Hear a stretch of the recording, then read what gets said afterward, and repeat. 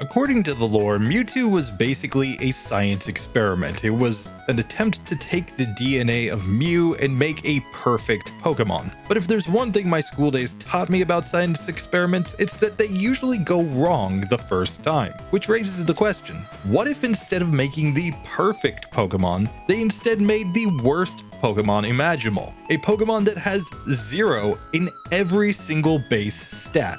Well, that's what we're gonna attempt today. A Mewtwo, theoretically the best Pokemon in the game. It has an amazing move pool and the best typing in the game, but with 0 base in every single stat. Just how bad would this Pokemon be? How weak would it be? Would we even be able to get through any gyms? I wanted to find out, so I went ahead and made a quick and simple ROM hack. Now, I've done tons and tons of Mewtwo challenge runs, beating the game with 20 base power moves, beating the entire game on minimum battles with 0 DVs and no TMs, but this is by far the most ridiculous Mewtwo run that I've ever attempted, and I think it's going to be incredibly informative. So with that, let's just dive into this and see how bad this Pokemon turns out to be.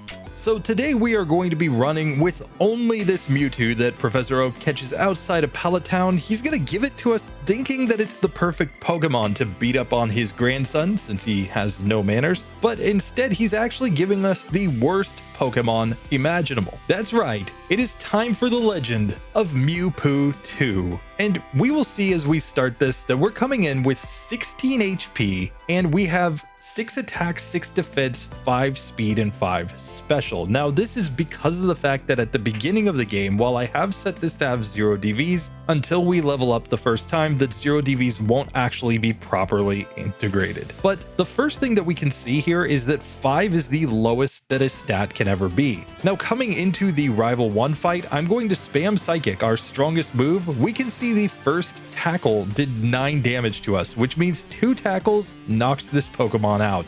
So rather than being completely overpowered and easily winning the Rival 1 fight, we instead lose that fight, and we lose it hard. So it seems that we need a better strategy here for the Rival 1 fight, and fortunately there is at least theoretically a strategy that can get through this with reasonable consistency, and that is to try to disable his tackle. So this is not going to be easy because disable is only 55% accurate and then only has a 50% chance to disable the move that we actually wanted to disable.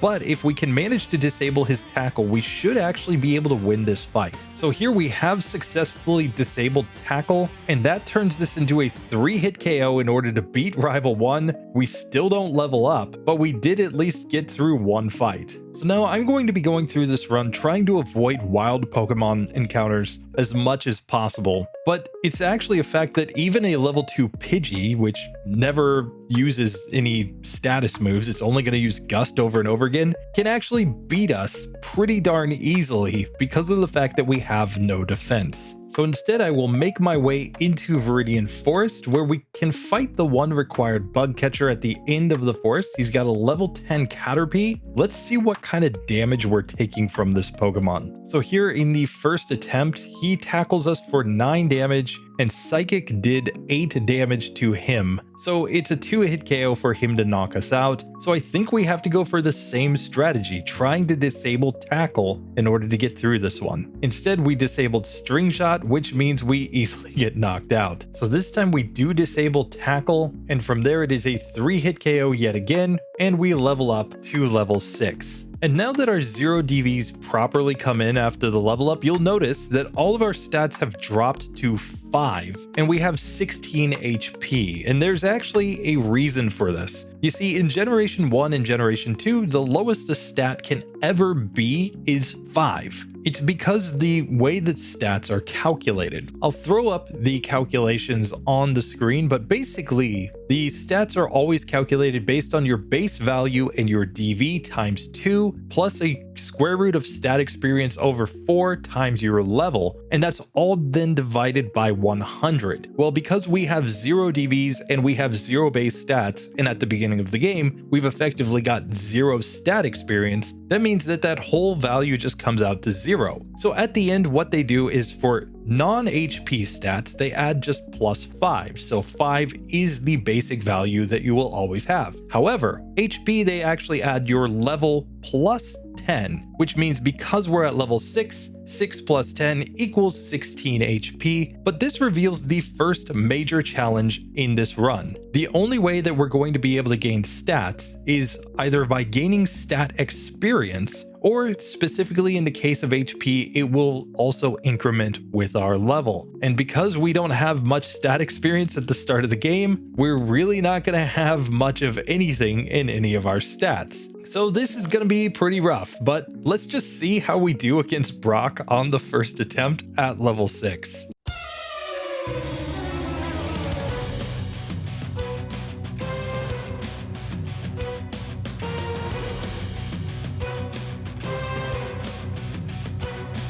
So Brock attempt number 1. The biggest thing here is that we cannot go for a strategy where we try to disable tackle from this Geodude, because that would result in it using struggle instead, which is even stronger. So we just have to go all in on attack. However, it simply one-shots us with a single tackle, and that's the only move that it's ever going to use. So we lose to Brock, and that means that we have to go find a way to gain enough stats that we're actually going to be able to survive here. Obviously, that's going to start with fighting a ton of other Pokemon. So we're going to start by running through the Viridian Forest and just trying to fight everything in here. And we're really hoping that we get things like String Shot or otherwise non-damaging moves. Fortunately, there is one bug catcher in Viridian Forest who has 2 Metapods on his team, and that's probably our best shot to try to level up. So here, even if we lose this fight, we'll simply take the free XP and stat XP because we've got to find a way to level up. We level up to level 7 here,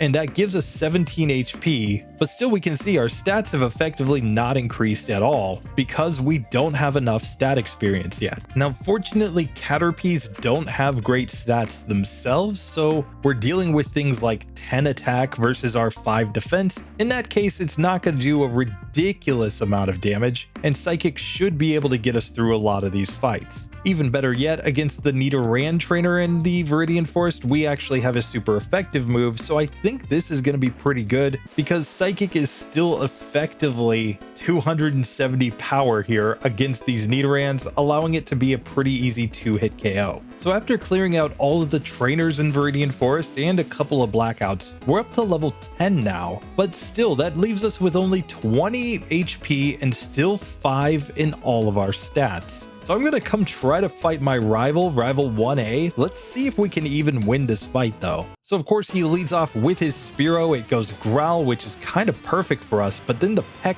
nearly one-shot us and took us out in 2 hits. Now, he can use non-damaging moves because he knows Growl and he knows Leer, so he's basically 2 out of 3 to not use a damaging move with this Pokemon, but it's still incredibly luck-based to get him not to attack us, just so that we can try to get XP. Here we finally get through that Spearow, only to get into Sand Attack Hell against this Eevee. Still, we are getting some special drops here, which means that Confusion will do enough damage, and we even get through with no damage taken. Took a couple attempts, but we did manage to beat Rival 1A. Of course, that's probably really bad in the long term because we're going to end up against the Jolteon team, and Jolteon's going to spam Pin Missile late in the game. Normally, Pin Missile isn't really that big of a deal for a Mewtwo because it has decent defense, but in this run in particular, we're going to be dealing with the situation where we don't have defense, and that's going to be a super effective move that can hit up to 5 times. So now there's really nothing to do. We either have to beat trainers in this gym, or we have to go and fight against wild Pokemon until we get enough stats to progress. And I'm not feeling too confident on either of those, but let's go ahead and try to fight Lightyear's boy. So here the issue is that his Pokemon know only damage dealing moves, and Scratch is 100% accurate, so only a Gen 1 miss would allow us to ever survive even a turn against that Diglett. So I'm going to try Brock again instead, since technically he has a 5% chance to miss with Tackle. So here at this level, we actually survive the Tackle with 2 HP remaining, but we can see that we got nowhere near knocking this Pokemon out. We only did about a quarter damage with our Psychic, so clearly neither of these trainers are going to be possible at this point. That means the only way for us to continue in this run is to start fighting wild Pokemon and trying to get stat experience to raise our level. And of course, ideally we want to fight against Metapods, since Metapods cannot attack and therefore are just free eats. Still, with that being said, the only stat that we can raise without stat experience is our HP. Everything else is going to require a ton of battles to gain enough stat experience to actually be able to raise the stat even 1 point. So I'm going to come back to Brock's gym and I'm just going to see how I do now against this Light Years Junior trainer. So Scratch did two-shot me, but it did less than half with the first hit, but it's still just not quite enough to even get through the Diglett. If we can reach a point where we beat that Diglett reliably, that's going to be higher and more consistent experience than any of these wild Pokemon. So I'm going to try to get to level 15. That will be the next damage rounding threshold based on our level in battle, and that might be what we need to actually get through this. So now at level 15, we can see that we've gotten enough stat experience that all of our stats except special have increased to 7. And of course, we have 27 HP now. So I'm going to go back into the gym and I'm going to try to fight that Diglett once again on the Light Years Junior Trainers team. At this level, we're just barely doing less than half damage. So we're getting closer. Obviously, like I said, a critical hit would get us through this one, but I'm pretty sure we basically never crit here. So we're going to have to hope for something else. However, what we could get is a special drop turn 1. And after a special drop turn 1, we would then be able to knock this Pokemon out on turn 2. We're also basically in a perfect 3-hit KO range from that Pokemon right now, so with one more level and thus one more HP, we might be able to survive here. So finally we do level up to level 16 here, so giving ourselves one more HP. Let's see if maybe, just maybe, that lets us get through this Diglett. And in fact, we can get through in just 2 hits. The Sandshrew will then immediately knock us out, but now we have a really reliable way of gaining levels, assuming of course we don't get a Gen 1 miss. And in fact, we're very close to being able to knock out Geodude at our current level. So really, if we gain just a couple more levels to get to level 18, I think we're going to be able to knock out that Pokemon and gain XP even faster. And testing here at level 17, we actually got a special drop on the Geodude, which allowed us to knock it out in 2 hits. Onix comes out and uses Bide, but in theory, if it just bides long enough, at level 17, Mewtwo 2 beats Brock. It took 36 minutes to get that done. We fought tons of wild Pokemon, but it turns out that at level 17, it is possible to win this fight with a Mewtwo, even if it had base 0 in every single stat. So now we can progress in the game, we can fight more trainers, we're still going to be incredibly weak, and the real issue is that we're going to remain pretty darn weak as we go through this. Type effectiveness is going to be far more important in this run than normal, because when you can use super effective moves against opponents, you're going to be able to knock them out even faster. So that's probably what we're going to be doing, is using our broad TM pool to try to get through things. Here, the first bug catcher fortunately shows us that because of our advanced level, we are actually able to 1 or 2 shot most of these Pokemon. And this is the effect of gaining tons of levels in the early game. Even if your Pokemon has really low stats, the levels calculate into the damage, and that's what's going to actually make your Pokemon do decent damage against opponents. Plus, Psychic is effectively 135 base power here, so it's got most of these Pokemon in a 2-hit range. Here it actually takes 3 hits on that Rattata, and Shorty's Ekans is actually going to survive a hit, but it goes for Leer, and that allows us to get through that fight on the first attempt. We're at the point right now where technically our attack stat is higher than our special stat by 2 points, and that's because most of these early game Pokemon don't have great special. They're primarily going to be physical attackers, and that means that our stats are also not going to grow evenly. We're going to have some stats lag behind based on the stats of our opponents and the kinds of stat experience they give us. So I am going to just make my way into Mount Moon, and I'm going to pick up the Water Gun TM, because at least against rock ground Pokemon, this will give us a really strong move effectively to use against them. I'm also going to fight trainers like this bug catcher that I know have Weedle and Kakuna, since Psychic will be super effective and make these fights much easier to get through. Still, it can be really difficult to know what trainers we're good against and which ones we aren't. I am going to pick up the HP up here, and I'm going to use this item. item. Since this entire run is about stat experience, that's what these vitamins effectively give us, is stat experience in order to raise our stats. But we can see that at this point,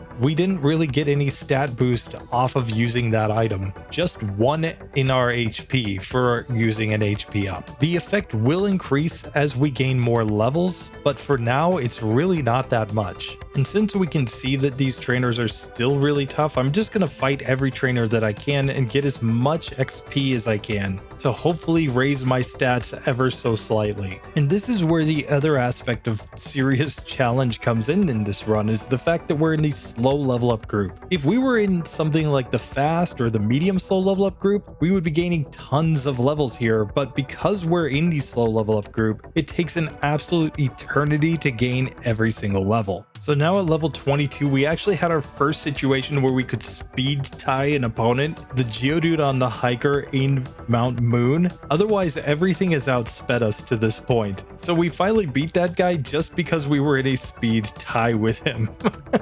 I'm gonna try the Super Nerd. Since he does have 2 poison types on his team, maybe, just maybe, we can find a way through. In fact, the Grimer is just a 2-hit KO with Psychic. Voltorb has a 50-50 chance to use Tackle or Screech, which means with 3 Screeches, we get to knock that Pokemon out, and then Coughing will one-shot us because we've had our defense lowered 3 times. And here at level 24, we actually managed to beat the Super Nerd. Wasn't consistent, but we're up to having 11 attack, 10 defense, 9 special, and 11 speed, and we're all the way up to having 40 HP at this point. So there's only one fight left that's available against a trainer. That is to fight Jesse and James. We have beaten everything else up to this point. I'm not sure how we're going to do here. They do have 2 poison types, but that Meowth with Bite probably one-shots us. Let's just see. So here the Ekans uses Poison Sting and poisons us, but we can see this is clearly a 2-hit KO if it doesn't land Wrap on us and just take us down like that.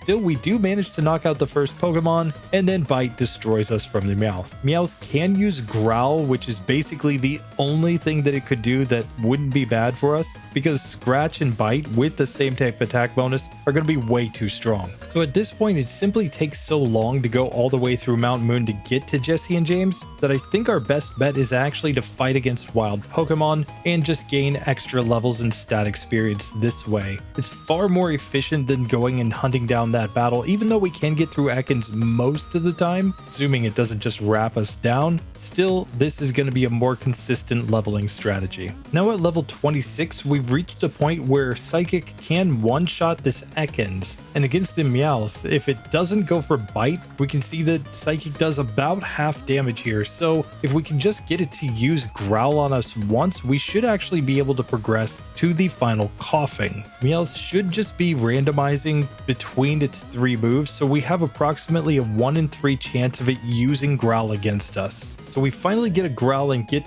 through that Meowth. We're to the final Coughing, where Psychic is not a one-hitter, but we survive 2 tackles from the Coughing. That allows us to get to level 27 as we beat Jesse and James. So now we can technically progress. I'm not sure how good we're gonna do over here now that we move on to Cerulean City though. Still, I'm just gonna pick up items so that I can sell them for money later, because we're doing so much blackout grinding that we're not gonna have any money left over outside of being able to sell these items later on. And here I'm pretty sure we're gonna take too much damage from anything on Rival 2's team to progress, but I'm still gonna try it, because if we can get through him, the Nugget Bridge trainers will be easier XP to move forward. So the first thing to note is that a critical hit peck nearly one-shot us. And the second thing to note is that this Spearow is going to be a 3-hit KO without a special drop. A special drop would put it into a 2-hit KO range if we can get that on turn 1. That's about a 10% chance. Now this Pokemon does have a 50% chance to not use a damaging move against us,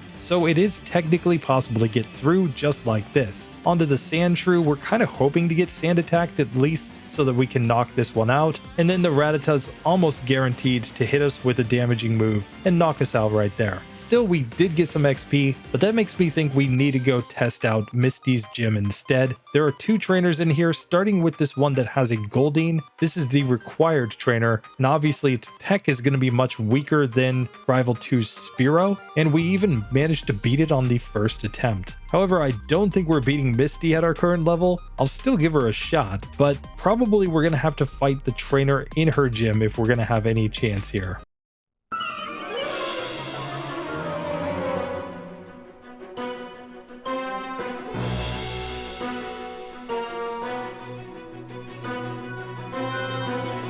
So Misty attempt number 1, her Staryu did about 12 damage with a tackle, and this is looking like a 3-hit KO, maybe a 4-hit KO with Psychic. She goes X defend, which is good, and we are going to manage to knock out the first Staryu at least. Of course, Starmie is going to resist everything, so the only way I think we get through this is with special drops, and she just simply knocks us out. So I'm going to try the other trainer in her gym first. Let's just see how this goes. Since Horsty's using Bubble, which isn't as strong, maybe we can get through this. And then Shelder is going to use Withdraw and Tackle, so if it just withdraws, we can actually easily win that fight on the first attempt. So Misty's clearly not consistent, so I'm going to go and just grind against Rival 2 instead, because as long as we can get through his first couple Pokemon, we're at least going to get more XP going this route. But at this point, neither fight is really that consistent, so I think it's time to just go back to grinding wild Pokemon to gain stat experience and levels. And of course, grinding out level ups in this section of the game is terrible because wild Pokemon give very little experience, and trying to beat anything that's stronger than a wild Pokemon is really hard because we just don't deal enough damage. So finally at level 33 we get back to the Eevee. It's sand attacking us, so I'm going to go for Swift here, and we finally knock it out. That took an hour and a half to get through rival number 2, and we're still nowhere closer to getting through Misty. I tried her a couple times. We were still a 3-hit KO range on the first Staryu, and when it uses a move like Water Gun, we just get destroyed. So I'm going to go north. I'm going to fight all of these trainers on the way up to Bill's house because they're much easier experience. And at this point, for the first time, we're kind of getting to the point where we can actually survive enemy attacks and knock them out quickly enough to gain levels and not just blackout all the time. Still, we have to go back to the Pokemon Center a lot to recover HP because we don't have any defense. Honestly, there are a lot of Pokemon that even at level 5 have our stats spread, so we simply have to hope that our high HP due to our high level is enough to get through things. And as we get to the Oddish Lass, all of our Pokemon are 1-hit KOs, and we can move on to Billy Boy's house, where of course we're going to show him the abomination that is our 0 base stats Mewtwo. He's going to run into the closet, and we're going to have to teleport him back to say, hey dude, this is the coolest run that has ever been done. Clearly Mewtwo is the one. Actually, he's number 2, but you know. So with that whole section done, we beat all of the trainers up north. We are going to fight the innocent bystander and then start making our way down to Vermilion City. But unfortunately, the innocent bystander is really hard, so we actually had to black out there, and I'm going to have to learn a new move. I'm going to learn Seismic Toss with my Mewtwo, and I'm going to learn this move over Water Gun because while Water Gun is useful against rock ground type Pokemon, we're going to get Bubble Beam soon enough anyway before we really have to deal with any more rock ground types. And Seismic Toss is actually really useful because as we're getting to a higher and higher level, this move will always do damage equal to our current level. So at this point, we would be doing a very decent 34 damage to enemy psychic types. And that turns this Drowsy from being a really tough opponent to theoretically not being, unless it, of course, disables the move. And at that point, we've got nothing better than Swift. We get put to sleep. It takes us to Pound Town, but we did manage to get through. So that was kind of lucky. But I think this is going to be our best move to actually get through Misty's Starmie with this Pokemon. In fact, I want to see what the ranges would be. So let's just try Misty one more time before we move on. So first things first, against this Staryu, this move will be a 2-hit KO guaranteed. Out comes the Starmie, and this will also be a 2-hit KO with Seismic Toss as long as it doesn't knock us out. So we actually managed to beat Misty thanks to Seismic Toss in an hour 43 minutes. We have taken a massive number of optional battles, and keep in mind that doesn't include the wild Pokemon that I fought, and we have taken a massive number of resets, but we have managed to progress through 2 gyms with the absolute weakest possible Pokemon. Granted, using Psychic and Seismic Toss. Now, basically anything that could get Seismic Toss doesn't actually care about its stats that much, so it is a pretty effective way to bypass the fact that we have otherwise really low stats. Still, I'm going to fight tons and tons of trainers on the SSN as well, and I'm going to get all of the TMs because I do think that that's our best strategy to move forward. So it's taken quite a bit of time, now over 2 hours of real time, but we've finally made it to rival number 3. We're coming into this fight at level 40. We just have to see if we can manage to get through because we can see all of our stats are hovering around 20 right now, except we've got really high HP at 65. But at this point, basically every Pokemon is going to be like a 1 or 2 hit KO with Seismic Toss. So we may as well just spam this move. And just like that, we easily get through rival number 3 on the first attempt just because none of his Pokemon have enough HP to survive against our Seismic Tosses. So with that, we have completely cleared out the SSN, but there's nothing left to do but either go through the rock tunnel or try to take on Lieutenant Surge. I'm going to try to take on Lieutenant Surge because his badge boost in defense could actually be really important here. Now, there are 3 trainers available in this gym. I'm just going to take them all on while I can because obviously we're going to lose all this XP if we don't take these fights. So just like that, we make it to Lieutenant Surge at level 41. I'm really not sure how we're going to do here though, because I expect his Mega Punch, Mega Kick, Thunderbolt to do a lot of damage against us. Let's see if we can win or not.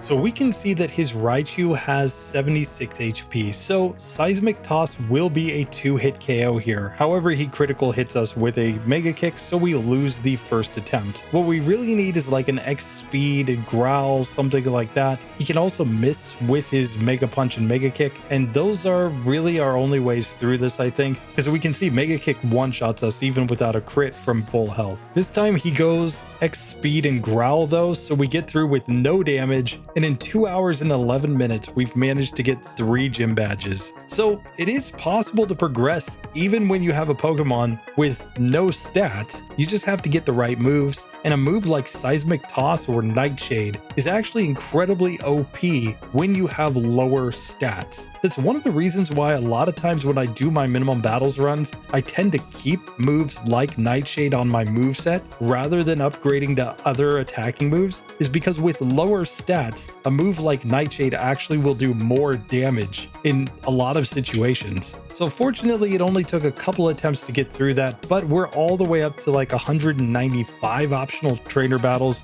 And when I take wild Pokemon battles, it just completely breaks my overlay. You can see it's showing like minus 110 required battles, and we've got 24 resets so far. So there's a lot going on here. I'd say that we're easily over 300 battles so far in this run, but we are moving on. So let's go to the rock tunnel and make our way to Celadon City, where we can start to get a lot more strong TMs and a lot more type coverage that's going to help us as we move forward. Now, I'm not going to take any more battles than I need, but this is a section where TM11 for Bubble Beam actually makes a lot of sense because there are tons and tons of rock ground types, and this move might enable us to get through. So at this point, this run is becoming a lot more tedious than hard. It's just the fact that we sometimes can lose if we get bad ranges, but we're coming in with such good moves now that everything is basically a 2-hit KO at worst. So now at the Rock Tunnel Hiker, we should even outspeed all of these Pokemon, and Bubble Beam being 4 times super effective basically guarantees one-hitters unless we miss the last one due to a Gen 1 miss. So back for round 2 on this one, we are going to outspeed, and this time we don't get a Gen 1 miss, so we win on the second attempt. So finally at level 45, we've made it to Lavender Town, and now we're getting very close to Celadon City, where I think we can get an Ice Beam. It's probably one of our better plays to get here, and we'll just have to see how we do outside of that. We could go ahead and take on Erica, we could go try to take on rival number 4, plenty of options at this point. But nothing is like a guaranteed victory where we know we're going to win 100% of the time. Any trainer technically could just knock us out here because they're starting to have higher and higher stats, and our stats haven't gone up that much. But here I'm just going to try rival 4 one time. Let's just see what this fight actually looks like. So we get clamped down by the Shelder, but I think there's a pretty clear solution to this. I did not learn the move Thunderbolt yet,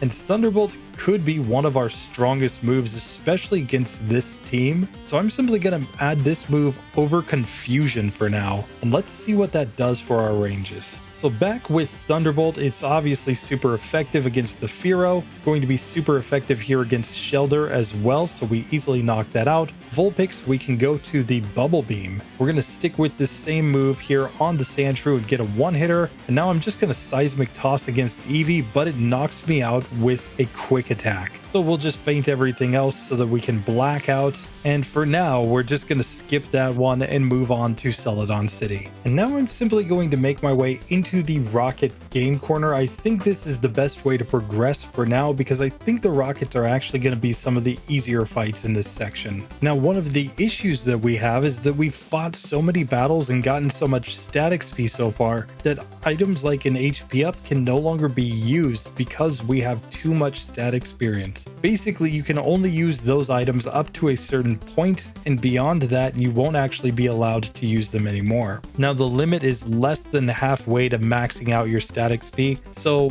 basically, we're reaching the point where we can't even boost our stats anymore by adding on vitamins. So I'm going to go into Erica's gym instead because we were actually getting knocked out by some of those rockets. But if we can manage to outspeed any of these trainers, we should be able to deal decent damage with Psychic here. But even that's not terribly consistent, so I'm going to go and find other battles to take, for example, here against the Fighting Dojo. The big difference is we actually resist fighting type moves, so in theory at least, we should be able to get through this a little bit easier, though these Pokemon are not one-hit KOs at our current level. So at long last, it is time to take on the Dojo Master himself, and this fight normally would be a cakewalk for a Mewtwo, of course, because we would be using Psychic, but Rolling Kick nearly one-shot us. We do manage to knock out a Hitmonlee though, only for Comet Punch to end us from the Hitmonchan. Still, I'm going to take a few attempts at this since at least we have a super effective move here, and this time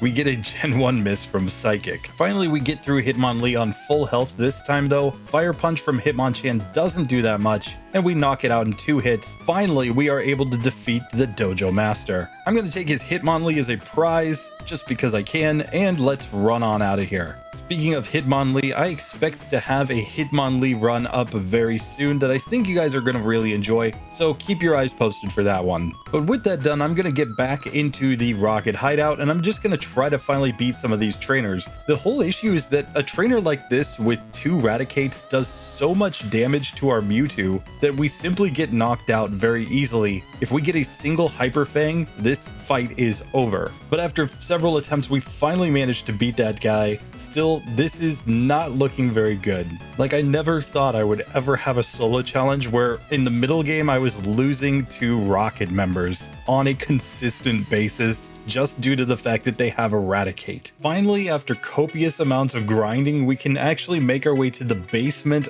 of the Rocket Game Corner to take on Jesse and James. Let's see how it goes at our current level 49. So attempt number 1 here, we're of course going to go Psychic on the Coughing. We're actually faster than this Pokemon, and it is a one-hit KO. Out next comes the Meowth, and I think no matter what we do, this is going to be a 2-hitter, so I'm going to go Seismic Toss here. We get the easy victory because it only used Growl, and now we get Leer from Ekans, allowing us to one-shot it with Psychic. So just like that, we get through Jesse and James on the first attempt with no issues, and now it's time to take on Giovanni. This fight is the entire reason why I haven't gotten rid of Bubble Beam yet in lieu of adding Ice Beam, because Bubble Beam will be 4 times super effective against 2 of his Pokemon. Let's just see how this goes though. Starting off with the Onix, we're going to Bubble Beam this Pokemon after he guard specs. We get a 1-hit KO. We're faster than Rhyhorn and take it out in 1 hit as well. And then here against this Persian, I think the play is to go for Seismic Toss. We got flinched by Bite turn 1, but then it screeches and growls, and that's all we needed to be able to get through that one. Easy victory. So as tedious as it has been up to this point, we have in fact managed to get Mewtwo through all of the Rocket hideouts. And we're finally reaching the point where some of these slower Pokemon on the Rocket teams can be outsped by us, and Psychic is becoming strong enough to one-shot opponents. So we're making some slow but steady improvement. I'm going to go back into Erica's gym and see if we can find a way to beat her. And after finally beating all the trainers in Erica's gym, we are now at level 50 coming into the Erica fight. Let's see if this is even possible at our current level with our Mewtwo.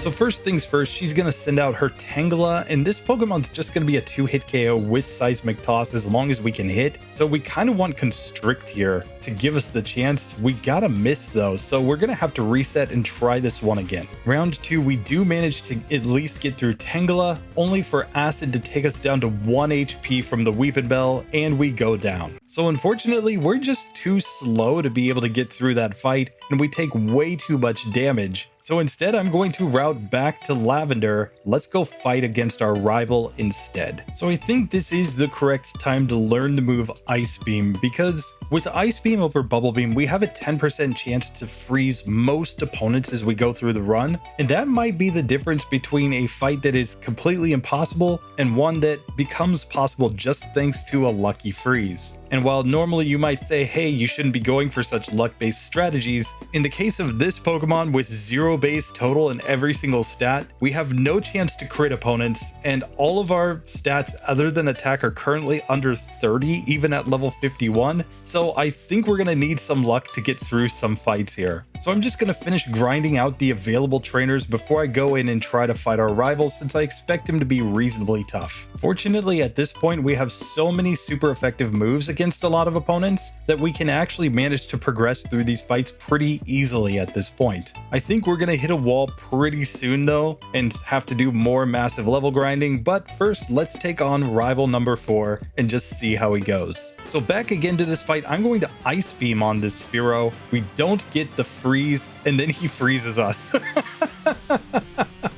Oh, so that is clearly a reset right there. The next attempt, we do knock out Fearow though. We can Thunderbolt on Shelter, which we do outspeed at this point. We don't really have anything good for Vulpix, and we're 1 HP off of being able to one-shot it with our Seismic Toss, so I'm going to go Psychic instead, and then we'll finish it off after that. Out comes the Sandshrew. We will Ice Beam this Pokemon. It's an easy one-hitter. We get to level 52, and now we just needed to knock out Eevee, and we didn't knock out Eevee.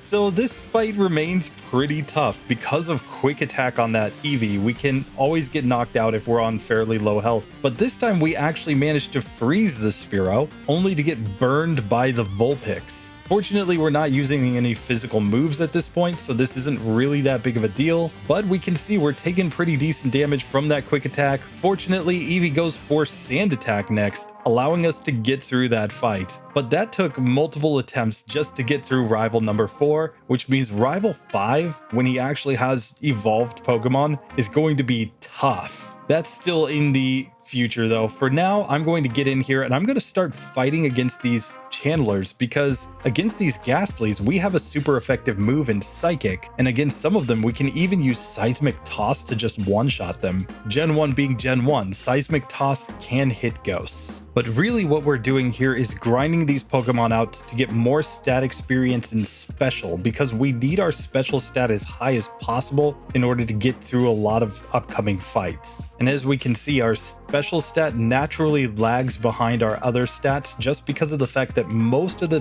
Pokemon that we've fought up to this point don't have good special. And with all of the channelers taken down, we can finally fight against Ghosty Mama, where I think Ice Beam is the play. We get an easy 2-hit KO right there to get through the Marowak. And with that, we've almost completed this whole section of the game. We just have to take on Jesse and James at the top of the tower. Let's see how they actually go though, given that they have fully evolved Pokemon and Meowth has been tough this entire time. So Meowth goes down easily. We get paralyzed by the Arbok, but then we one-shot it with our Psychic. Weezing is a 2-hitter, but it goes Smog twice in a row, and that gives us the victory against Jesse and James on the first attempt. This is nerve-wracking. Every single fight, we have no idea if we're going to be able to get through or not, and our opponents, sure, that Weezing used Smog twice, but if it had gone for Sludge, we would have been dead. So there's no guaranteed wins still at this point in the game, even when we're over level 50 in the middle game. So we have to decide how to progress. I'm going to go into Silphco. I'm going to start fighting against these trainers because I think this is our best shot. The fact that we have a super effective same type move in Psychic against a lot of these poison types that are in this section is, I think, our best chance to progress quickly and gain levels. So normally I would be very adamant against unnecessary level grinding, but in this case, the level grind is completely necessary. We have no way to progress in the game without gaining massive numbers of levels and getting lots of stat experience in this section of the game. Because when the rando trainers here in Silphco are beating you consistently, there's definitely no way we're progressing through Rival 5 or any of the gym leaders. And finally, after an insane number of blackouts and battles, we have managed to beat all of the rando trainers inside of Silphco, which means the only way we could progress here would be to take on rival number 5. I'm going to try him one time, but I highly doubt that we have any shot of actually winning this fight. Still, I could be surprised. Let's see if Mewtwo 2 can manage to get through this one. So here, attempt number 1 against rival 5. I'm going to go Ice Beam on the Sandslash. It is a 2-hit KO. Out next is the Ninetales. We don't really have anything good for this Pokemon, so I'm just going to Seismic Toss twice, and we easily get knocked out by an Ember. So clearly that fight's not happening. Let's progress in the game instead and see if we can manage to, maybe get down to Fuchsia City and do something down there. There are tons of overworld trainers, of course, that are still available, so we can grind more battles, gain more levels, and get more of that sweet stat experience. And this is one of the rare runs where I will actually try to knock out the Snorlax, just because of the fact that it could give me some extra XP and it's actually slower than us. So if it uses rest, I think we have a guaranteed win. And while it's not a ton of XP, it does give good stat experience because that Pokemon has really good stats. Unfortunately, the Cycling Road isn't that bad because we outspeed a lot of the unevolved Pokemon, and even against the evolved Pokemon, most of them are weak against Psychic, which means that we can simply spam our same type move and easily get through a lot of these fights. And with Cycling Road cleared out, we can finally make our way to Fuchsia City. I'm going to try the trainers in the gym one time just to see how they go. I don't expect that we'll be able to beat Koga just yet because he's going to definitely use Toxic on us and we're not going to do that much damage, but let's just see. Maybe we get lucky. First things first though, we got to get through all these Psychic types where I think Seismic Toss is our best play. We're basically going to be two-shotting Pokemon here. So we did defeat the 2 required jugglers, just barely, but I'm going to still take on the rest of these trainers because they're lost after we beat Koga anyway, so we may as well just get the experience while it's available. And we can see at this point we finally do have a score that is below 0 on my scoring system. Normally that would be my indication to just stop a run, but I'm really interested to see how this one goes all the way to the end. And particularly, are we even going to be able to beat the game with this Pokemon given that it has the worst stats? So I figure, what the heck, we've beaten everything else in the gym. Let's try Koga for the first time and see if we can beat the Ninja Gym Leader.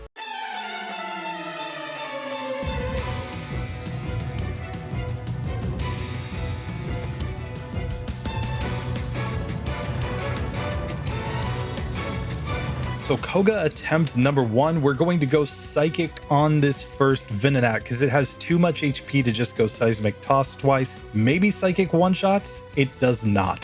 So these Venonats are going to be 2-hit KOs no matter what we do. And while Psychic and Psybeam aren't going to do a lot of damage to us, we simply are going to go down too quickly to Toxic. So I just took down the first 2 Venonats, but we could not progress past the 3rd. So clearly we need more levels. Let's go grind them out. And finally at level 63, we've reached a point where we can learn the move Barrier. Now, the reason I might want to learn this move is because number 1, it allows us to boost our defense, but it also is a badge boost glitch move. And I think we might actually need that to continue progressing. For now, I'm going to forget the move Psychic. We can relearn this move via TM later on. And I honestly think that against all these rando trainers that we're going to be fighting in the overworld for now, Ice Beam and Thunderbolt are actually the better play, especially because Ice Beam has the potential to freeze opponents. That might be our best way to progress in this challenge. When we get to Agatha in the late game though, Psychic definitely will be the play, but until then I'm just going to go without that move for a little while at least. And as we take down the guy hiding with his Magikarps behind the bush, we have officially defeated all of the available traders on the overworld at this point. So the only thing that's left to do is either to beat Erica, beat Koga, or beat Rival 5. If we can't beat any of them, then we're going to have to start grinding wild Pokemon. So I'm going to go back and try Erica first, since theoretically she's the easiest. Of course, we don't have Psychic on our moveset anymore, but Ice Beam should be enough here to get us through. Let's just see if we can actually survive though. So Erica attempt number 2 here. I'm actually going to set a barrier in order to be more survivable against Acid, as well as to make it so that this Tangela using moves like Bind don't do as much damage to us. Still, Ice Beam is a 2-hit KO there. Out comes the Weepin' Bell. We survive against Acid, but this one again is going to be a 2-hitter to knock out. Gloom comes out and puts us to sleep and then starts dropping Acid. Typical behavior for Erica, and we lose on that Pokemon. Still, that was a pretty big improvement from our previous runs against Erica, so I'm going to just go back and try this again and try to grind this fight out. This time we freeze the Weepin' Bell, so we get through just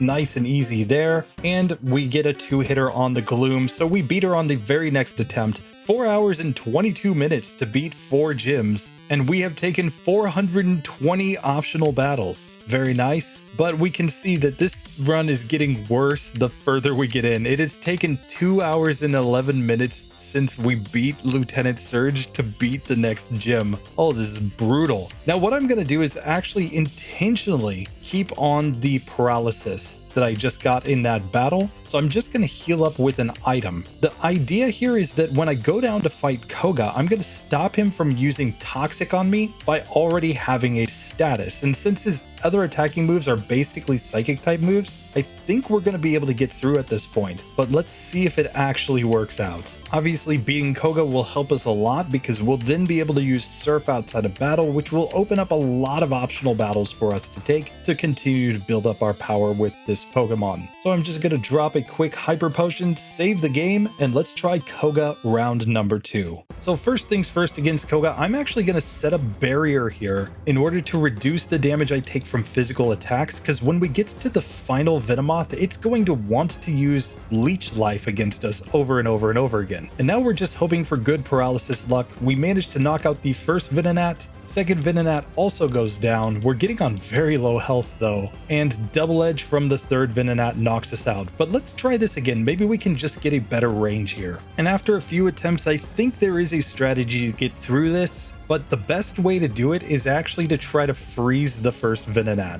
Once this Pokemon is frozen, it can't do anything against us, which allows us to set up all of our barriers for free. Now we can go back into our Seismic Toss here, knowing that all of these Venonats are 2-hit KOs. And we're just hoping not to take any critical hits here. So with that, we get our first shot at the Venomoth, where this Pokemon looks to be a 3-hit KO with our move Seismic Toss. So I'm going to go for Ice Beam here, again hoping to get the freeze, because if we can freeze this Pokemon, then we have a guaranteed win. We don't get it, so we go down on that first attempt against the Venomoth. But after grinding this out for a small eternity, it just doesn't seem to work, so I think the only thing to do is to go grind more levels. I will try rival number 5 one time just to see if maybe he's possible, but otherwise we're just gonna have to start fighting against wild Pokemon and getting more of that sweet stat experience. So here against rival number 5, I'm going to once again set up the barriers here on this first Sand Slash. Of course, Slash will simply bypass all of our setup, so this might be another Pokemon where we want to at least try to freeze it. Either way though, Seismic Toss is a 2-hit KO there, so we easily get through. Next on the Ninetales, we're once again going to go Seismic Toss strats here. It's just doing a lot of damage against us with the Ember. Against Cloyster, we can use Thunderbolt. This will be a 2-hitter, but Aurora Beam knocks us out.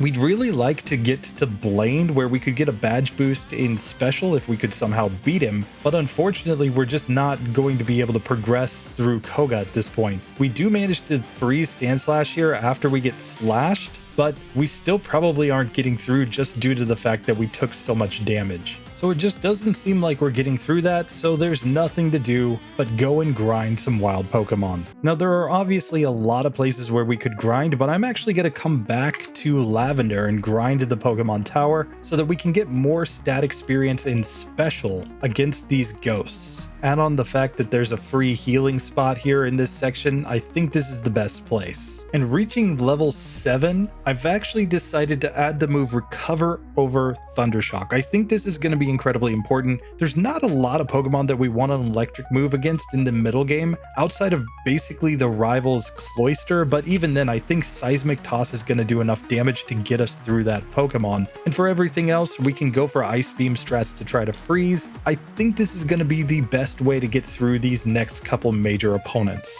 So with that, let's just backtrack out of here and make our way back to rival number 5, where I think we might have a strategy here with recover strats. So let's just see if this is enough to finally progress in the game. So first things first, I am going to set up my 3 barriers on this first Sand Slash. He does manage to lower my accuracy with some sand attacks, which is not ideal, but we should be able to start healing up here. Of course, assuming we can actually get the heal off. So really the best strategy is probably to try to freeze Sand Slash here to start our setup. We get the freeze on this attempt. I'm going to set up all the barriers here and now recover so that we're on full health going to the next Pokemon, this time with no accuracy drops. We can just Seismic Toss a couple times on Ninetales. It goes for Roar, that's perfectly fine. Cloyster, we're going to go for the same thing, Seismic Toss. It's going to be an easy 2-hit KO. Out comes the Kadabra next, where we can simply Seismic Toss twice to knock this Pokemon out even after it recovers. And then we have the Jolteon. This Pokemon's only going to use Pin Missile, which is why we wanted the barriers here, in order to make sure that we're nice and survivable.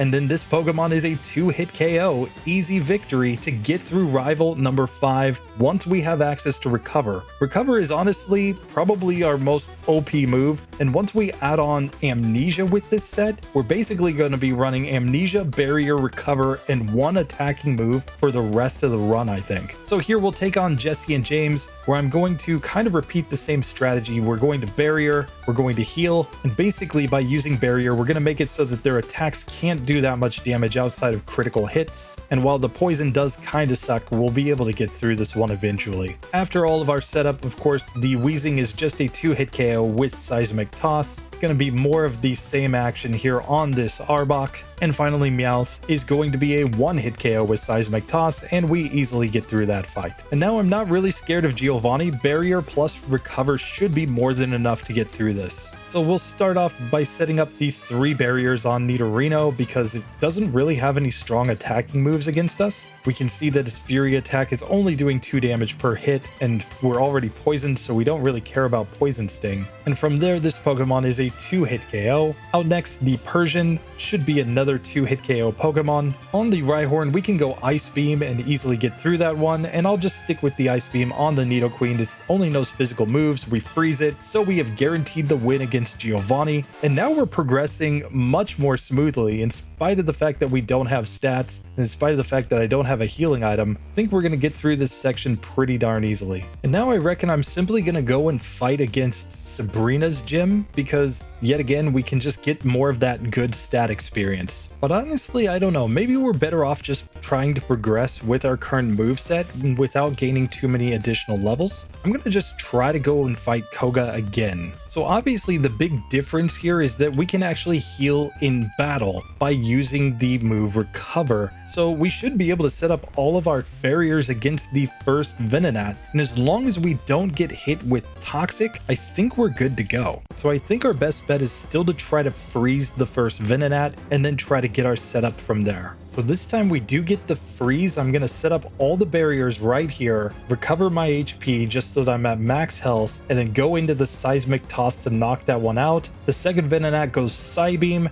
and then he goes X attack, so we get to knock that one out nice and easy. Here, the third Venonat went for Sleep Powder and Double Edge. We managed to knock it out, and we've made it to the final Venomoth that is going for Leech Life, and it gets a critical hit against us, causing us to lose that attempt.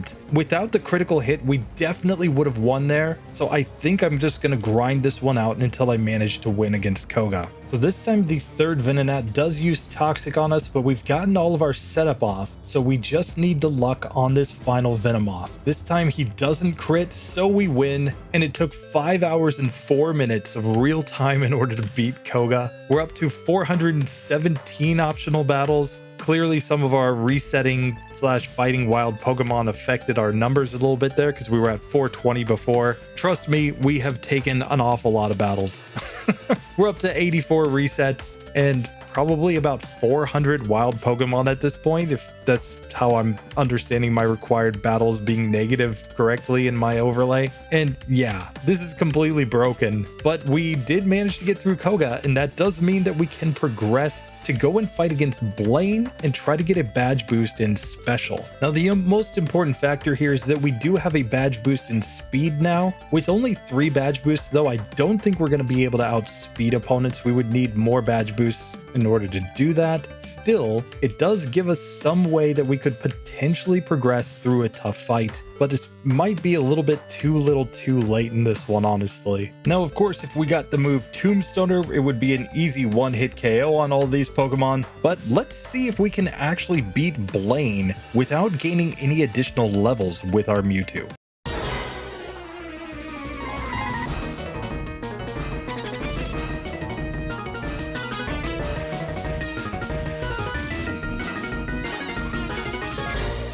So Blaine attempt number 1, I am going to start off by setting up Barrier here, basically hoping to take less damage from the moves of this Ninetales, but we get knocked out by a Flamethrower. Let's try this one again. Now, it is important to remember that you can in fact freeze fire types. So we could simply sit here and spam the move Ice Beam until we get a freeze on this first Pokemon. That being said, Flamethrower seems to be doing too much damage, so I think the best strategy is simply to take on these gym trainers, try to gain a few more levels, and see if we can beat him then. Because when Flamethrower from a Vulpix is doing about half damage to us, it's pretty clear we're not going to get through that Ninetales or that Arcanine. So beating all the trainers in the gym did get us 1 additional level to level 72. We can see that our special stat increased ever so slightly. Let's just try this one again at this level. So the first thing to note is that this Ninetales is just a 2-hit KO with Seismic Toss. So I'm actually going to go for that here because the next Rapidash doesn't actually have any strong special moves. However, if it uses Takedown, we're just going to get knocked out. So what we really want to see are moves like Tail Whip and Growl from our opponents. Here against the Rapidash, I am going to try to set a Barrier and Recover here, since Fire Spin shouldn't do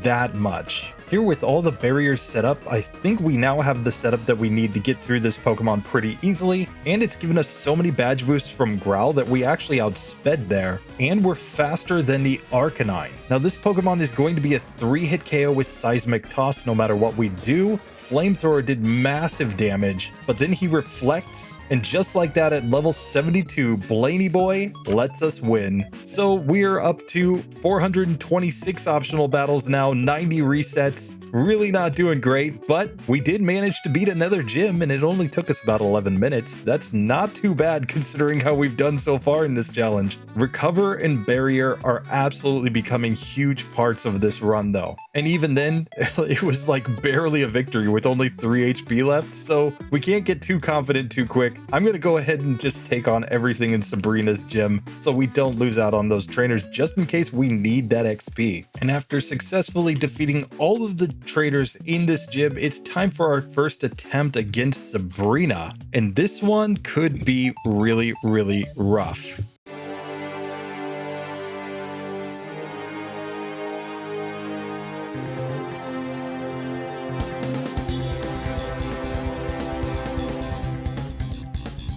So first attempt against Sabrina here, we can see that this is going to be a 2-hit KO on the first Abra with Seismic Toss. And of course that means Sabrina gets the chance to flash us, which is not really ideal, but we do level up to 73 right there. The next Kadabra is just going to be another 2-hitter, and it gets a critical hit Psychic to one-shot us. So we're just going to have to try to get better luck here. And I think one of the ways to do that, of course, is to start off by trying to freeze this Abra. But even without the freeze, we can just start setting up barriers so that we'll have higher special and then knock this Pokemon out. So we've got really low accuracy, but she shouldn't do nearly as much damage against us, except of course with the move Psywave, which doesn't really depend on our defense. So she knocks us out with a Psywave here. This time she doesn't manage to flash us though, so we get a level up right there. Now I'm going to set up a barrier right here just to have slightly higher special. She does use 1 Kinesis, but we do manage to get through that Pokemon. And now I'm going to finish my barrier setup here and now go for Recover just to get some HP back. And then let's see the range on this Alakazam. It's a 2-hitter to knock it out with Seismic Toss. And just like that, in 5 hours, 23 minutes, and 5 seconds, we have managed to beat Sabrina. So it's looking absolutely terrible, of course, but we are making progress. And of course, with Sabrina done, the only thing to do is to go and try to take on Giovanni in Viridian Gym. We have Ice Beam on the moveset, so we should have a super effective move against most of his team. I think having the barriers set up will also help us quite a bit here, but let's see how it actually goes in practice. So I'm going to intentionally hold off on learning any other TMs at this point, because I'm basically saving Psychic for before we get to Bruto and Agatha, and then Blizzard to use on Lance. Now the other question is, how will we do against rival number 6 who's coming up right after Giovanni? So I'm actually going to save before the Giovanni fight. If I manage to beat him, I'm going to try rival 6 after that. If rival 6 looks impossible, I may come back and reset to refight these trainers in this gym. But first things first, we have to try the legendary trainer himself, Giovanni. Let's see if he just guard specs a few times.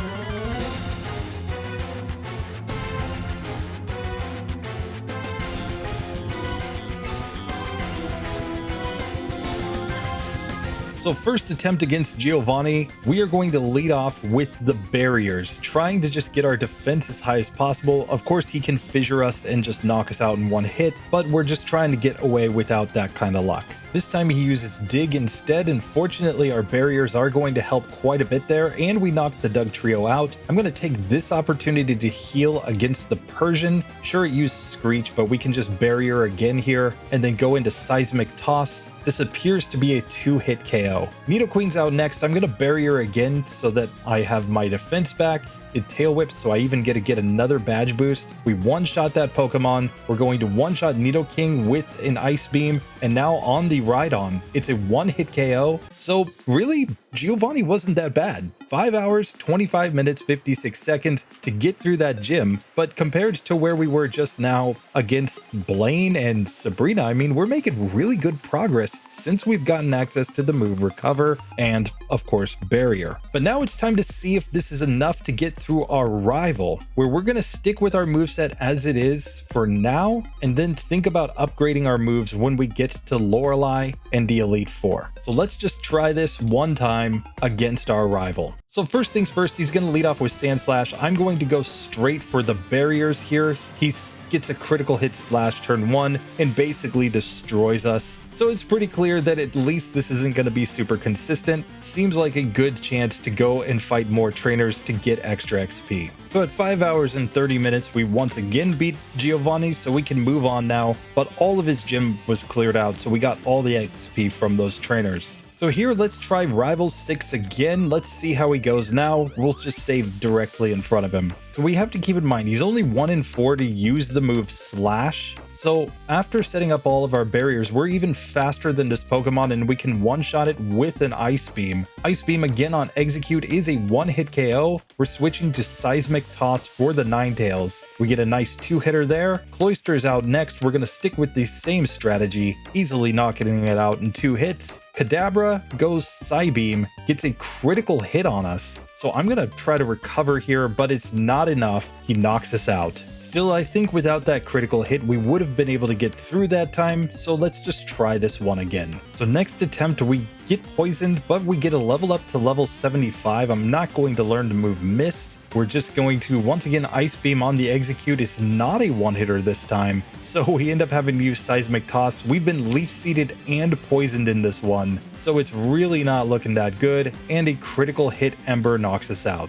Next attempt, we are again poisoned, but we get a better range on that Execute, so we did not get the Leech Seed, and now I'm simply going to take every opportunity I can to heal up. Once again, we 2-shot the Cloyster back to Kadabra. I think we just heal here. Poison is obviously annoying, but it's not the end of the world. And here we are going to 2-shot this Pokemon if it doesn't get stuck and recover. Even still, we do knock it out. Out comes the Jolteon. It goes Pin Missile. We just want a non-critical hit Pin Missile, please. And just like that, we are in fact able to get through rival number 6. But man, that was not super consistent, and that's kind of a preview of what the champion's going to be. Keep in mind, the champion's got the same team, just his Execute's going to be evolved, and they're going to have better moves at the end, because in Pokemon Yellow, they actually gave these Pokemon movesets. So we're going to have to probably grind out more levels to have any shot at the end, and we're just really going to be hoping not to take critical hits in that final battle. So as we make our way to the Elite Four, for now we're going to avoid all of the trainers in Victory Road. We'll come back and fight them if we really need them, but odds are we're just going to be grinding against the Elite Four members from this point onwards. They give better XP than any of these trainers, and we're probably going to be just as consistent against them as anything, especially Lorelei. Her first Dugong on the second turn is very likely to use Rest, and that could give us the chance to do some setup, maybe get a move that can knock it out in a couple turns. That will be basically our strategy here. Now, I am planning to use a lot of TMs here. We're going to have Thunder, Blizzard, and Psychic all in the bag, with the idea being basically that we're going to carry Seismic Toss and one of those moves into each battle based on whichever one is the best against our opponent. So that means that we're going to have to go do a little bit of housekeeping. We are going to make our way to the power plant to get the items there. We have 12 rare candies in the bag after we get the one from the power plant, so we could just theoretically level up until we get a particular move, or use those rare candies to control our badge boosts in this section. And with our bag completely set up, including tons of full restores, because who knows how many times we're going to have to black out here,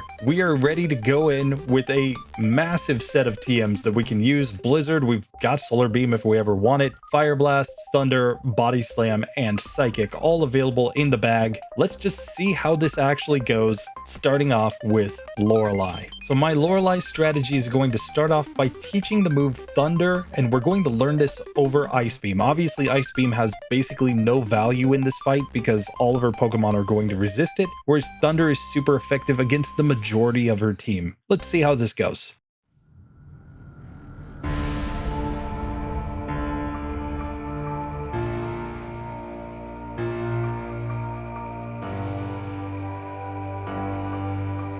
So Lorelei attempt number 1. I'm going Barrier right out of the gate, hoping that she goes for Rest turn 2. In fact, we should have damaged her. Let's try this again. So the more correct play is to go for Seismic Toss turn 1. She misses a takedown, and now she rests, and that's going to allow us to start setting up some badge boosts with Barrier, as well as becoming more survivable. Now, Aurora Beam did decent damage there, and a critical hit Aurora Beam knocks us out the next turn. So it's pretty clear that we're not getting through at this point, but I do have a better strategy in mind. I'm going to start slamming some of my rare candies right now. We had 12 in the bag, and really we just need one left over between each battle, but I'm going to get to level 81 where we get the move Amnesia. Amnesia obviously is huge here because we're going to be using special attacks, but Amnesia will also boost our special defense effectively because Gen 1 is all one stat. So I'm actually going to finally forget Seismic Toss in lieu of having the move Amnesia here. With this move, I now think I have a strategy for getting through this, where basically turn 1 we're going to try to damage her dugong so that she uses rest. After that, I'm going to start trying to set up Amnesia. She doesn't rest this time. It's not guaranteed that she'll use rest turn 2, but she has a high probability of doing that in this generation, particularly in Pokemon Yellow where her AI was changed. If this were Pokemon Red and Blue, she'd never use Amnesia against a Mewtwo, but we've already seen that she will use it here. This time she does rest, so now I'm going to set up the Amnesias first, and I'm going to try to recover. Unfortunately, she gets a critical hit against me. Otherwise, I think we would have had a shot there. Here I actually decided to change up the strat, starting off with 3 Amnesias and then 3 barriers, and if we do that, we actually now outspeed the dugong. Here, of course, Thunder will be a one-hit KO. We're going to go for the same Thunder here on the Cloyster. Now, Slowbro doesn't really have anything good that it can do against us. It's just going to go Withdraw or Surf. So this is where I'm going to finally start recovering because we have Amnesia set up, so anything short of a critical hit should not do that much damage to us. We one-shot that Pokemon. Thunder on Jinx is a one-hit KO, and now Thunder on Lapras. We finally look like a Mewtwo here. We one-shot that Pokemon with a Thunder, and we have made it through Lorelei. So now with Lorelei done, Thunder is no longer necessary on our moveset. We are going to replace that move with Psychic. Psychic will be really good here against both Bruno and against Agatha, and with our setup, I think we're going to be able to get this one to go. So Bruno attempt number 1. Let's see if the worst possible Pokemon with an amazing moveset can actually beat Bruno on the first attempt.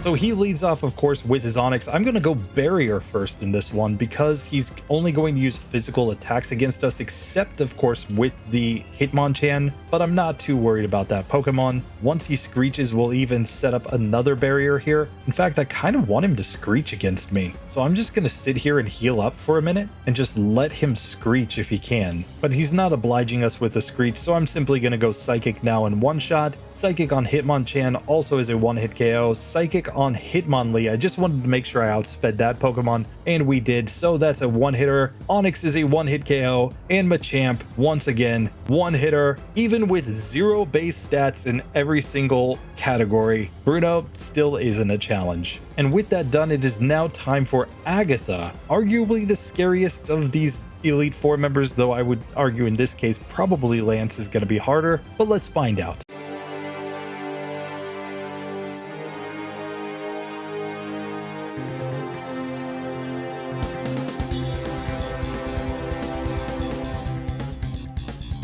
So Agatha attempt number 1, I'm going Amnesia right out of the gate here. We obviously can't be affected by Lick, and we don't really care about Mega Drain once we set up the Amnesias. After we get all the Amnesias set up, I'm going to go for Barrier next. Now we're getting low on health because we keep hitting ourselves in confusion, and then she critical hits to knock us out. Let's try this again. Now against the Golbat, we really do want to avoid Toxic, so I'm just going to knock that Pokemon out without doing all of my setup. Fortunately, Amnesia is more than enough to allow us to one-shot that Pokemon. So now Agatha sets up her substitute, but then she swaps to a Haunter, which is perfectly fine with me. We've finished our setup, and now we can one-shot that Pokemon. We are going to one-shot the Gengar. We're still slower here, but we outspeed Arbok. We can one-shot this one. We level up to level 82 in time for the final Gengar. So we lost all of our badge boosts, but we still have really high defense and high special because of our moves Amnesia and Barrier. And here's Psychic one-shots, allowing us to beat Agatha on the second attempt. So with that, we have managed to progress to Lance. Now, in theory, we could add Blizzard here. The issue is that Blizzard's not really going to be that good against the champion. While it would be good against Exeggutor and against the Sandslash, but it would be 4 times resisted by the Cloyster, and that might be too much for us to overcome. So I'm going to actually try to beat Lance first with my move Psychic. And if I can manage to do it, then I'm just going to carry Psychic into the final battle, given that it is a same type move. We can set up with Amnesia and Barrier, and I think we'll be able to get through.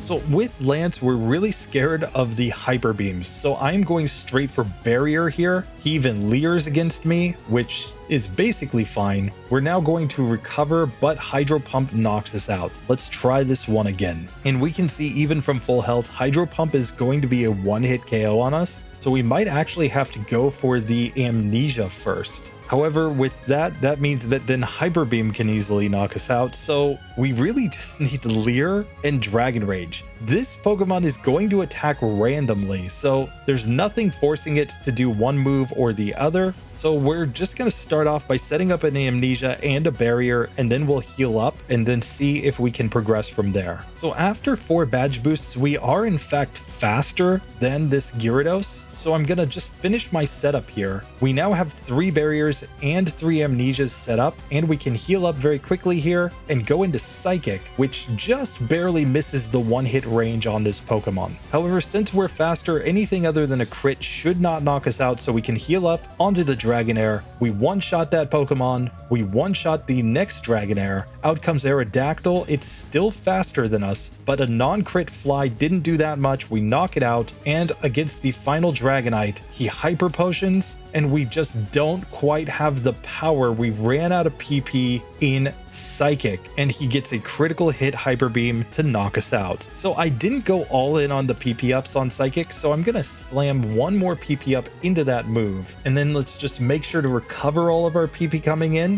And now let's try this one again. If we can get the same setup, I think we have a chance. But the issue is that we simply are taking way too much damage here. So I'm going to try to increase my level with rare candies in order to get a little bit more HP, and maybe that can help us here. So I'll leave 1 rare candy in the bag. That gets us up to level 87. We have just slightly better stats. It's probably not enough to make a difference, but let's find out. So once again, we get the setup. We one-shot that first Gyarados. We now one-shot the Dragonair. We one-shot the second Dragonair. Aerodactyl goes Swift. Yet again, a non-critical hit, so it's a one-hit KO. And here at a slightly higher level, we still just barely miss one-shotting the Dragonite with our Psychic, but the second Psychic does take it down after its Hyper Potion, so we did in fact manage to beat Lance at level 87. We've still got 1 rare candy in the bag. We could theoretically gain that level right here, but I'm going to try to go into this at my current level and just see if I can beat the champion or not.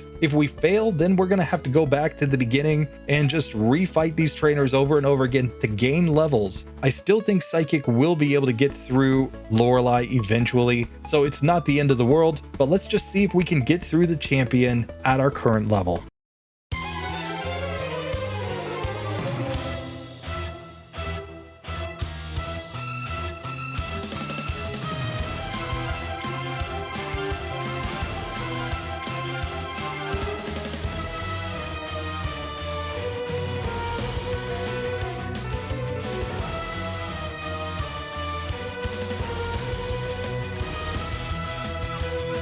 So first attempt against the champion, this Sandslash is 1 in 4 to use Slash. Anything else won't probably do that much to us. I mean, of course, Earthquake could do a lot, but we're just hoping that we get maybe Fury Swipes or Poison Sting as we start to set up our barriers here. Still, Fury Swipes did a lot of damage, so we get knocked out just like that. So really, I think we're hoping for Poison Sting so we can start setting a barrier first. A Slash with a critical hit is enough to one-hit KO us here in this fight. This time, however, we do manage to survive long enough to set up the barriers and one Amnesia, and we are now faster than the Sand Slash. I'm still going to try to recover some health, and then let's see what Psychic does. It's going to be a 2-hit KO on this Pokemon with just one Amnesia setup, and then he slashes us down. So we're going to have to get at least 2 Amnesias to one-shot that Pokemon. This time he decides to go really hard on Poison Sting, so we are going to be able to knock this Pokemon out, but we have to recover HP before we go to Alakazam if we're going to have any real shot here. Now we can knock that one out. I'm going to set up the last Amnesia on Alakazam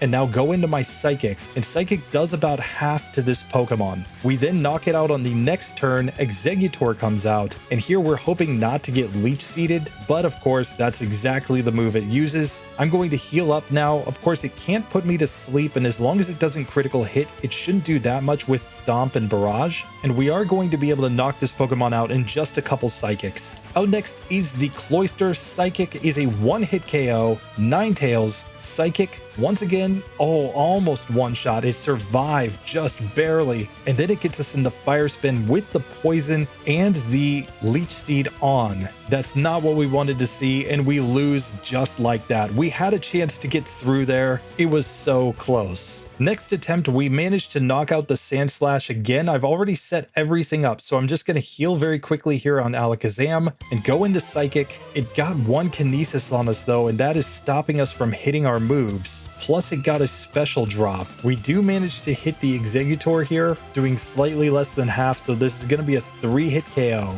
And the issue here is that we've simply burned too many Psychics due to bad accuracy. So the fact of the matter is that even with tons of resets here, we're not getting through this fight. We got a really lucky Gen 1 miss there in order to progress a little bit in this one, but he still knocks us out. So we're going to go back to the beginning, refighting through Lorelei and the rest of the league. Let's see how it goes. Against Lorelei, even with just Psychic, we're still two-shotting the Slowbro after our setup here. Jinx out next is again going to be a 2-hit KO, but no problem whatsoever. And then finally against the Lapras, we get the 1-hit KO. So even with just Psychic here at level 87, and here we do in fact one-shot the Dragonite on the first attempt, so we do manage to get back to the champion, just one level higher. But let's try this and just see if it made any difference. Here, the level has made one minor difference, which is that after 3 badge boosts, we actually were in a speed tie with this Pokemon, but that still doesn't really help us that much against this Sand Slash, and we're still getting beaten pretty consistently here. Of course, if he does decide to go all in on Poison Sting, we could get through this Pokemon, but I think we're better off just going back through the Elite Four again. So we come back to the champion at level 91, where we can see that with all of our badge boosts in place, we have 69 attack, defense, special, and speed. So this has to be where we finally managed to beat him. So I'm going to go ahead and get into this fight. Let's see if we can get the setup. So he leads off with Poison Sting and then Slash. We actually survived the Slash after the Poison Sting, so that gives me a little bit of hope that Slash is not a guaranteed one-hit KO on us anymore. Still, we want to avoid Slash if at all possible because it is getting us almost to a one-hit KO. So I'm going to stay as close to full health as possible, hoping he doesn't like critical hit an Earthquake. And now with all the setup, I'm going to knock this Pokemon out. We level up to level 92, so we lost all of our badge boosts going into the Alakazam, and it got a special drop on us, so we're going to have to raise our special again, and that's going to make this a 3-hit KO on this Pokemon. Still, we do manage to get through. We're going to recover here against Exeggutor, just kind of expecting that yes, it will Leech Seed us. There's nothing we can do about that. Instead, it's going for Barrage, so I'm going to finish my setup here. Finally, we do get the Leech Seed, but this is still looking like a reasonable range to get through this Pokemon. We even dropped its special there. It gets a critical hit Barrage on us though, so I'm going to heal up. And now we can knock it out the next turn. Cloyster comes out. That Pokemon is a one-hit KO. Ninetales goes Tail Whip. That shouldn't matter. We get the one-hitter there. Jolteon gets a critical hit pin missile that hits twice, but we survive with 10 HP. And at level 92, we have finally beaten the champion with stats of 69 and everything other than our HP, which is 159. That is incredible. So it turns out that the best possible Pokemon in terms of typing and definitely with an amazing move set can actually beat the entire game of Pokemon Yellow with 0 base in every single stat. 0 base HP, 0 base attack, 0 base defense, but it's terrible. Our final score is minus 34.75. Like I said, this overlay does not even properly count all the wild Pokemon that I fought, and it took 6.5 hours to get this done. We ended up taking 451 optional battles, which yet again is probably massively understating how many extra battles we took. We ended up using a bunch of TMs. We had 150 resets to get through all that, and we can just see the final split between Giovanni and the champion was about a full hour. So definitely not good, but we did manage to get through. And now normally I would say that it's time to go and beat up on Mewtwo with this one, but Mewtwo has been changed in the game data to have base 0 in every single stat. So I don't think that's going to be a very interesting fight against the level 70 Mewtwo. So let's up the challenge. Let's go fight Professor Oak and see if we can beat him with this Mewtwo. So Professor Oak, attempt number 1. He's gonna lead off with his Tauros. Oh, and I didn't heal. Let's make sure that we go to mom and tell her to heal us once here. So now with the heal in place, a level 66 Tauros from Professor Oak, I'm going to lead off with Barrier since this one is a physical attacker. It's going Tail Whip, which is actually kind of nice because that's going to just give us a ton of badge boosts. And then it goes Rage. And this is where I think we're going to get a massive advantage here. Yes, the critical hit from Rage did a lot of damage, but once we get all of our barriers set up, we can now just start healing up here because this Pokemon can never stop using that move. And we're going to go Psychic and get the one-hit KO. Exeggutor is out next. This one's going to take a little bit more work, but it doesn't know Leech Seed, so we knock it out in 2 turns. Arcanine comes out. The legendary dog goes down in 1 hit. Venusaur never stood a chance. Gyarados, take that. Psychic. Oh, it survives on 1 HP. So we knocked that one out, and we have defeated Professor Oak. So there you have it, the Legend of Mewtwo at level 93. We managed to beat the entire game. We have 63 in every stat, and after the level up, we have 70 after the badge boost. That was ridiculous. But it proves once and for all that with a good moveset, any Pokemon regardless of stats will eventually beat the entire game. Now the question becomes, what if we don't have a moveset, but we have incredible stats? Well, I've got that coming in another video, so stick around for that. Anyway, appreciate you guys for hanging out with me. Hope you enjoyed. See you in the next one. Later.